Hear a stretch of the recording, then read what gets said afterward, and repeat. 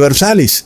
A la final, son frases que terminan siendo una interpretación subjetiva de la Biblia, ¿verdad, hermanos? Y sin embargo, las personas quieren establecer una frase que se autodestruye como una verdad universal sobre la Biblia.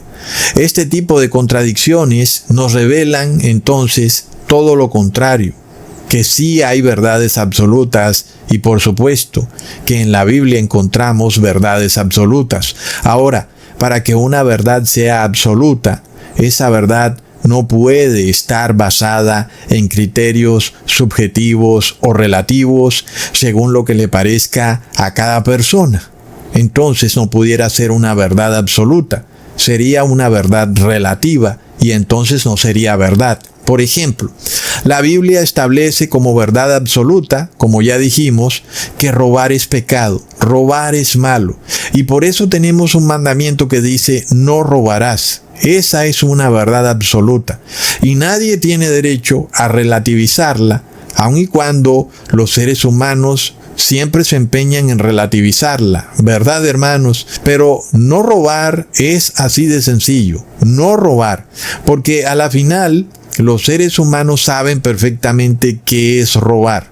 Y robar es cuando alguien toma algo tuyo sin tu permiso, algo que no le pertenece y que es tuyo y te lo han quitado sin que tú hayas dado permiso para que lo tomaran.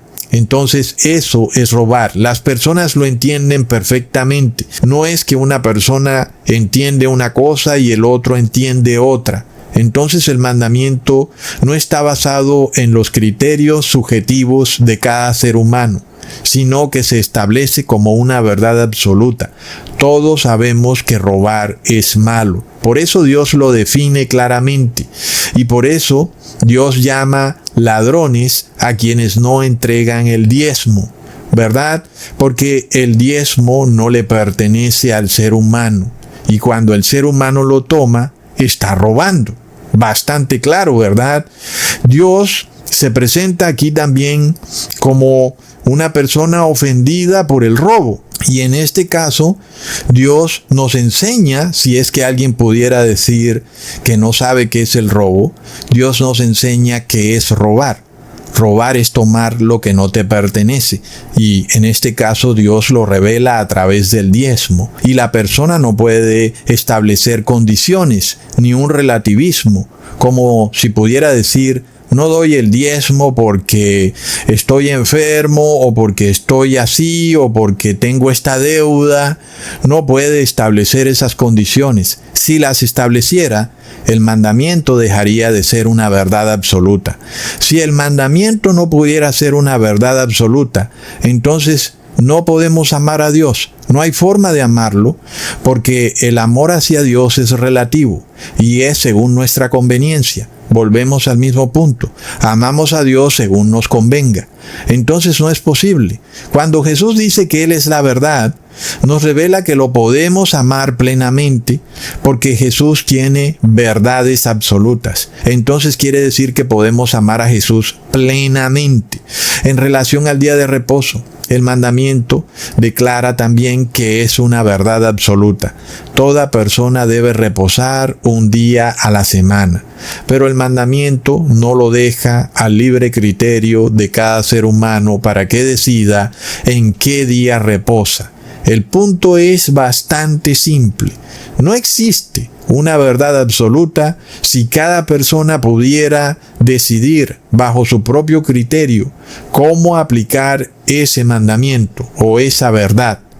En este caso, si miramos por ejemplo el 8º mandamiento que dice no robarás, tú no puedes aplicar tus criterios personales para decidir cuándo robas o cuándo no robas. El mandamiento es absoluto y dice no puedes robar. Debes obedecerlo de forma absoluta. De la misma manera, cuando hablamos del 4º mandamiento, que dice que debes reposar en un día a la semana, este mandamiento no puede estar sujeto a interpretaciones personales. Nadie pudiera decir, según su criterio, en qué día reposa. Entonces, nosotros tenemos que entender que el mandamiento debe establecer su propia verdad, es decir, El mandamiento debe ser claro de cómo y cuándo debes reposar. Por eso el cuarto mandamiento dice, 6 días trabajarás y en el séptimo día reposarás. Y el séptimo día debe ser sábado. De manera que nadie puede decir, no es sábado, o sabes qué, yo no puedo. Nadie puede aplicar su propio criterio. El mismo mandamiento está estableciendo cuántos días debes trabajar y cuándo debes reposar. Entonces, hermanos, aquí volvemos a esta regla. Toda verdad absoluta debe estar basada en un criterio objetivo, verificable y medible, que debe ser el mismo para todos los seres pensantes. Nadie puede decir, yo leo una cosa y el otro dice, yo leo otra, ¿verdad? No hay espacio aquí para la relatividad. Si la hubiera, entonces estuviéramos en un grave problema, porque no pudiéramos amar a Dios plenamente, porque todo dependiera de nuestra propia conveniencia. Entonces no hay forma de que una ley absoluta o una verdad absoluta pudiera establecerse a través de las decisiones que cada persona tome, sino que esa ley debe estar claramente especificada, debe ser verificable y debe ser entendible por todos los seres humanos en todos los periodos de la historia, desde Adán y Eva hasta el último ser humano sellado en el fin de los tiempos. Hermanos, también, así sea que viva en China o en África, así sea que la Biblia esté en cualquier idioma, el mandamiento debe ser fácilmente entendido, como en efecto lo es. Debemos reposar en el séptimo día y aclara el mandamiento que ese día es sábado. Es decir, no hay manera de que alguien diga, yo no sé cuándo es sábado o yo no sé cuál es el séptimo día, porque está bastante claro, ¿verdad, hermanos? Se están dejando 2 pruebas clarísimas de cuándo debemos reposar, que es en sábado y que es en el séptimo día de la semana. No hay vuelta de hoja. Entonces sí estamos ante un mandamiento que no está sujeto al criterio de cada ser humano, sino que especifica claramente cómo debe obedecerse. Es un mandamiento verificable, medible y observable. ¿Verdad, hermanos? Por eso probamos que los mandamientos de Dios son absolutos y por eso podemos amar a Dios plenamente. No hay tal cosa de que a veces amo a Dios o a veces no amo a Dios, y por eso nadie puede eliminar o cambiar los mandamientos como lo ha hecho la Iglesia Católica. Miremos lo absurdo de esto que hace la Iglesia Católica, de cambiar o eliminar los mandamientos de Dios, porque de ahí parte nuestro amor a Dios. No podemos amar a Dios si sus mandamientos son cambiados. La Iglesia Católica eliminó el primero y segundo mandamiento y cambió el tercero, el cuarto, el noveno y el 10º. Entonces, el que obedezca los mandamientos católicos no puede amar a Dios, porque amar a Dios es guardar sus mandamientos.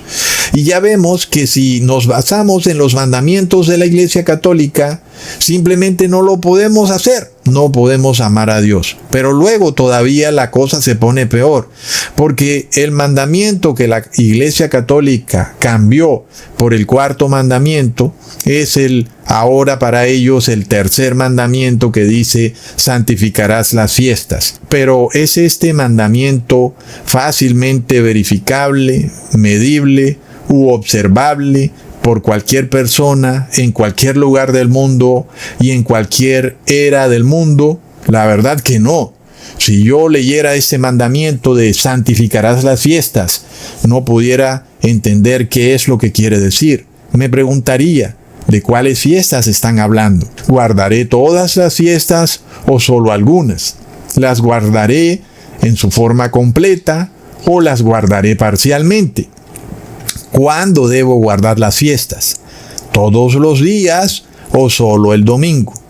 ¿Y cuándo es domingo, verdad? Porque tampoco dice cuándo es domingo. ¿Es el primer día de la semana o es el 7º día de la semana? Entonces es un mandamiento confuso que no puede verificarse, no puede medirse, y eso nos revela que está sujeto al criterio de cada ciudadano, de cada persona, y por eso no puede establecerse como una verdad absoluta, porque a la final las personas pueden sacar diferentes conclusiones porque el mandamiento es bastante confuso. Sin embargo, con el mandamiento de Dios, que es el cuarto mandamiento, aquí sí no hay lugar a dudas de nada, como debe ser, porque si Dios nos va a juzgar en torno a una verdad absoluta, pues Él no puede pretender que su mandamiento sea confuso y que cada quien decida qué es lo que le parece que significa ese mandamiento. En este caso, el cuarto mandamiento en Éxodos 20 está bastante claro. El sábado es el séptimo día. 6 días trabajarás y el séptimo día reposarás. Ninguna obra harás en ese día. Es decir, que lo debo guardar plenamente, desde que empieza hasta que termina. Y está ubicado en el séptimo día de la semana, que es sábado. Es algo que entiende una persona desde Adán hasta el último ciudadano del mundo, y así la Biblia está escrita en cualquier lenguaje. Sin embargo, con todo y eso, los católicos dicen que ellos no entienden el cuarto mandamiento, que para ellos quiere decir que es en domingo, o que Dios cambió la ley, o que Dios perfeccionó la ley. Si nosotros fuéramos a tolerar semejante concepto, entonces la frase que Jesús dice, que el que me ama es el que guarda mis mandamientos, colapsa totalmente, porque los mandamientos de Dios han cambiado. Pero, ¿cómo puede juzgar Dios a la humanidad si tiene unos mandamientos para unas personas que vivieron antes de Jesús y otros mandamientos para otras personas que vivieron después de Jesús? Unos lo amaron de una manera, otros lo aman de otra manera. De verdad que sería parte de eso que ya hemos estudiado, de una disonancia cognitiva, de una contradicción absoluta. Al Dios someter a unos seres humanos a una ley y luego a otros a otra ley. De esa forma, a la final, no hay una verdad absoluta. ¿Verdad, hermanos? Si esa verdad cambia, o si se quiere, si se perfecciona, entonces no es la verdad. Y si no es la verdad, pues tú no puedes amar la verdad, porque no hay una verdad. Todo es relativo. Y la ley de Dios entonces sería también relativa. Sin embargo, para los católicos, ellos dicen que el día de reposo es en domingo de forma absoluta, aun y cuando esto no esté claramente establecido en la Biblia. Es decir, no hay un mandamiento en donde tú en la Biblia puedas verificarlo, puedas medirlo, puedas observarlo por ti mismo y esté tan claro que no hay manera de que alguien pueda entrar en dudas. ¿Verdad, hermanos? El mandamiento simplemente no existe, y eso quiere decir que el día de reposo en domingo no es una verdad absoluta. Pero la misma frase del Papa Francisco se contradice totalmente cuando dice: observa los mandamientos de Dios, pero no como absolutos. Vamos a ver muy pronto, cuando ellos pasen estas leyes de reposo en domingo, que ahí sí ese mandamiento para ellos va a ser absoluto, con todo y que no puede encontrarse por ningún lado en la Biblia, no puede verificarse, no puede medirse, no puede entenderse porque no aparece. Entonces, bajo la misma lógica, ¿cómo pudiéramos tener un primer mandamiento establecido como una verdad absoluta? Porque el punto central ¿es este mandamiento una verdad absoluta o no? Y si es una verdad absoluta, el mandamiento no puede cambiar con el tiempo. El mandamiento debe permanecer a través de las eras eternamente.